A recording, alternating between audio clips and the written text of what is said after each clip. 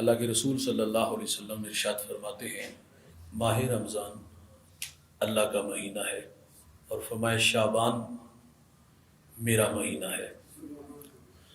امام قسطلانی اس کی بڑی خوبصورت شرح بیان کرتے ہیں۔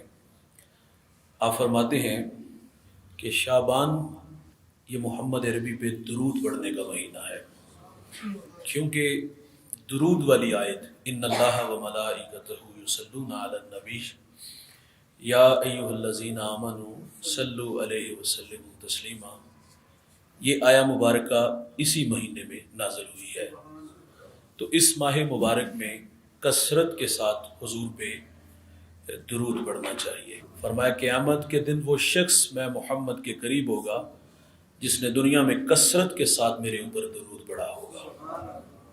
دکھوں نے تم کو جو گھیرا ہے تو درود پڑھو، درود پڑھنے سے حضور کا قرب نصیب ہوگا۔ ایک بزرگ فرماتے ہیں کہ میں محمد بن مجاہد کے پاس بیٹھا ہوا تھا، یہ اللہ کے بہت بڑے ولی تھے۔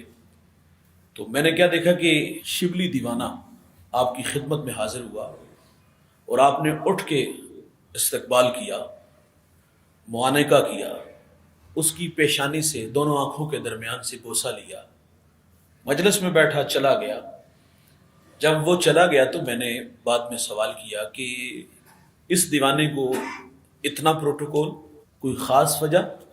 تو ابن مجاہد فرماتے ہیں کہ کل شب میں سویا اور خواب میں حضور کی زیارت نصیب ہوئی۔ حضور کی مجلس نور میں بھی بیٹھا ہوا تھا، تو میں نے دیکھا کہ یہ شبلی دیوانہ حضور کی خدمت میں حاضر ہوا، تو میرے نبی نے اٹھ کے استقبال کیا، گلے سے لگایا اور پیشانی سے بوسہ لیا، حضور کی خدمت میں بیٹھا اور مجلس برخاست ہوئی، یہ چلے گئے سب۔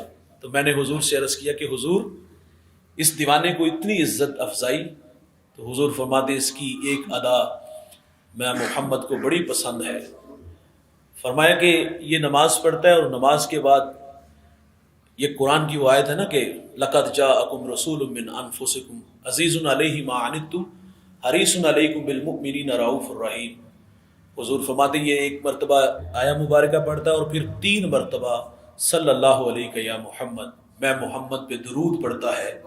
تو فرمایا یہ دیوانہ مجھے اس لیے زیادہ پیارا لگتا ہے۔ درود پڑھنے سے میرے بھائی حضور کا قرب نصیب ہوگا۔ شیخ جزولی ایک بڑا نام ہے جنہوں نے دلائل الخیرات امت کو درود پہ تحفہ دیا۔ لکھنے کا سبب بیان کرتے کہتے میں سفر میں تھا تو شہر فاس کے قریب سے گزرا، نماز ظہر کا وقت تنگ تھا، کنواں نظر آیا لیکن پانی نکالنے کے لیے ڈور رسی نہیں تھی۔ قریب ایک 8-9 سالہ بچی بکریاں چرا رہی تھی۔ فرماتے میں نے اس سے کہا بیٹا اپنے گاؤں سے ہمیں ڈور رسی لا دو۔ ڈور رسی نہیں لینے گئی، حضرت سے مخاطب ہوئی، حضرت کا نام بھی پوچھ لیا، نام بہت بڑا تھا۔ جب شیخ نے اپنا نام بتایا تو پھٹی نگاہوں سے دیکھ کے کہتی ہے حضرت ناراض نہیں ہونا، میں نے آپ کے تقوی و عبادت کے تذکرے اپنے بڑوں سے سنے ہیں، لیکن بڑے افسوس کی کہانی کہ آپ سے ایک چھوٹا سا کام بھی نہیں ہوا۔